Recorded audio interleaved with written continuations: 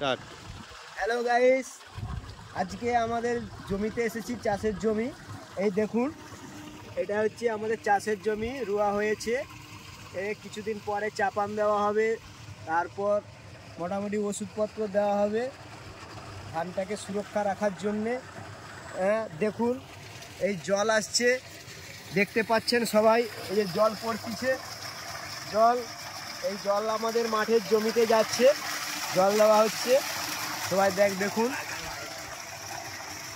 আর এটা আমাদের পুরো জমি, দেখতে পাচ্ছেন সবাই গাইস, দেখতে পাচ্ছেন এটা আমাদের চাষের পুরো জমি। দেখুন